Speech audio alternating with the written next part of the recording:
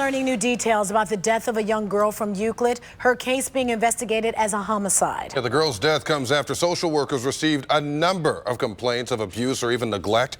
News 5's Paul Kiska has been following this story since it broke. And Paul, we want to know if there's been any arrest yet.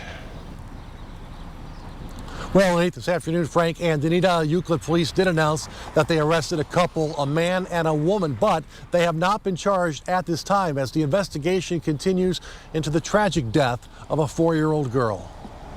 Paramedics were called to the Cultural Garden Apartments Sunday afternoon. Euclid police also responded.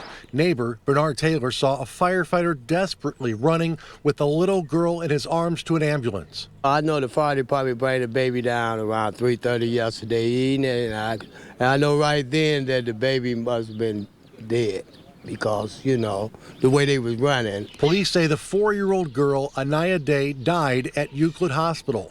Police say the girl was burned. I know they handcuffed the young couple. They was like in their 20s. Could have been a freak accident. That's all I could see because, you know, they was a good couple. Police also said the girl was emaciated and bruised, and although she was burned, there was no fire.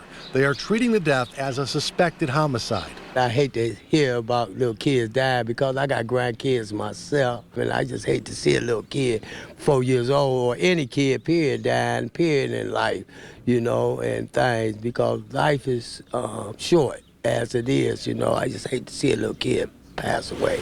The Cuyahoga County Department of Children's Services received 3 calls of alleged abuse or neglect last year involving the little girl. The cases were investigated by social workers.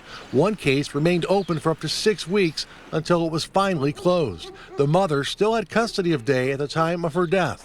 A social worker was scheduled to meet with the girl's mom today because the father wanted custody of Day. And the Cuyahoga County Medical Examiner was scheduled to do an autopsy today. When we get those results, we'll let you know in our News 5 app. Live in Euclid, Paul Kiska, News 5.